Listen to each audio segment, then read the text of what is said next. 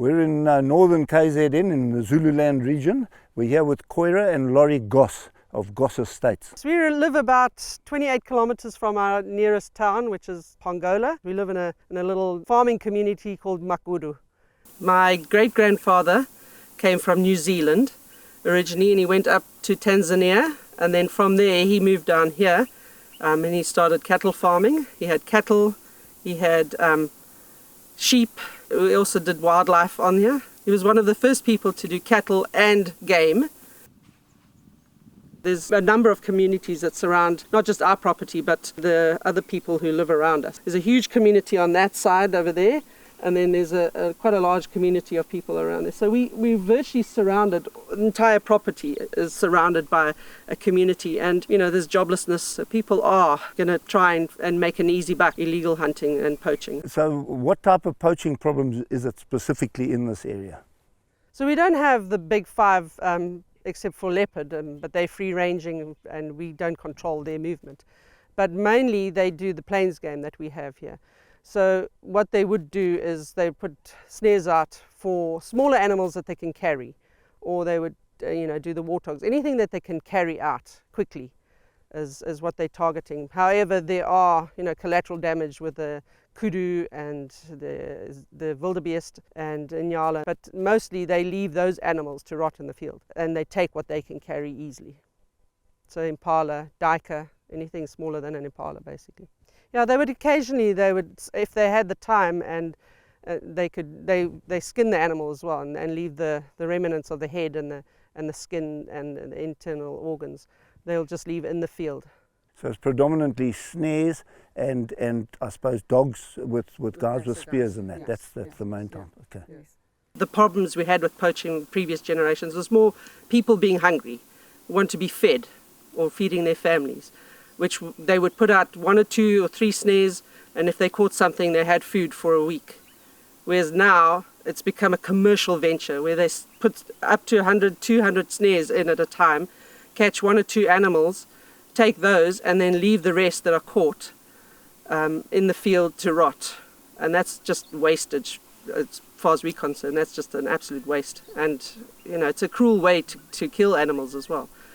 So yeah, so it's changed over the generations as to the reasons why they're doing it, and yeah, so it's become more prolific now. It's more intensive now than it was in the old days. We've been very privileged on our farm to have the Mate family who've been with us since our great-grandfather Horace arrived here, and they work very closely with us in everything that we do here. And if we need to bring somebody in to do extra anti-poaching, we call on our staff who know this property inside out.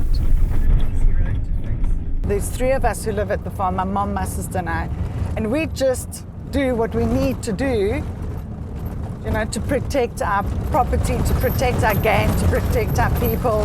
We just get on with it, because we've been taught that from when we were little by my dad. You just get on with it and do what you need to do. Being in the hunting industry is not as romantic as everybody may think it is. It's definitely not glamorous. So we don't look glamorous we don't have our nails painted and our lashes done. It's hard work. Sometimes you really got to muscle up and physically get into the veld and do things. So my sister and I get into the veld when we need to pull snares down. We go with our staff, and we're in there, and we got our pliers and our gloves on, and we get the snares out with our staff. And it also shows them that we don't leave them on their own, and it's a teamwork. That's how we live out here.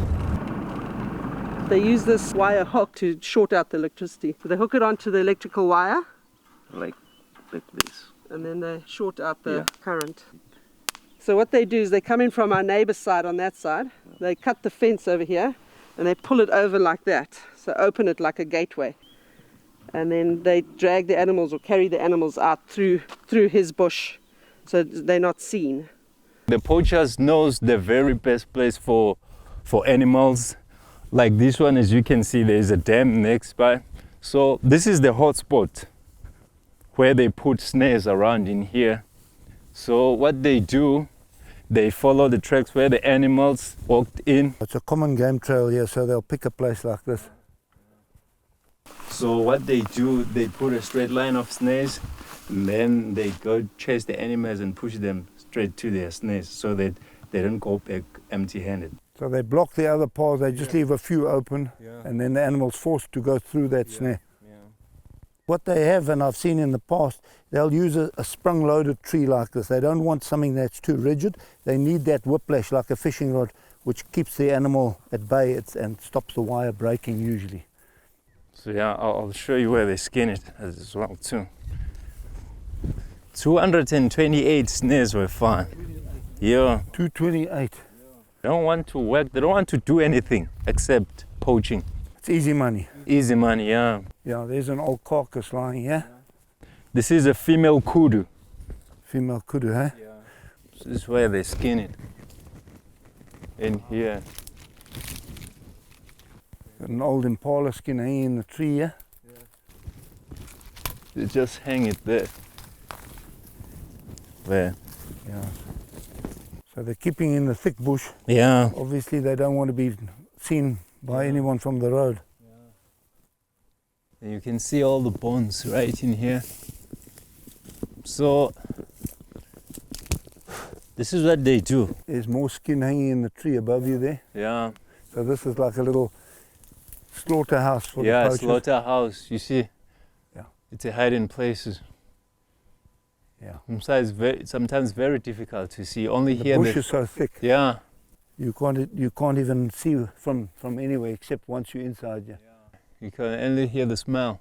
I also found the snares right here.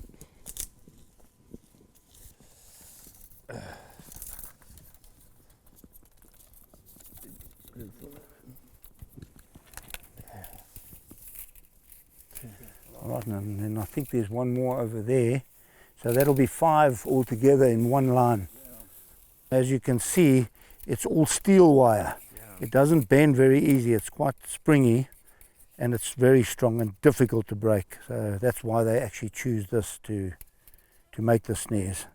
This is where we keep the stash that we have. This is about 2.5 years worth of snares that we have accumulated. So here's an example of 2 different snares that they use. So these basically are used as a signature to identify the actual poacher. So you can see this guy spent a lot of time making the loop with a lot of ties. And then this one over here is just a quick tie, just a couple of loops over. We identify who the poacher is by the knot that they tie.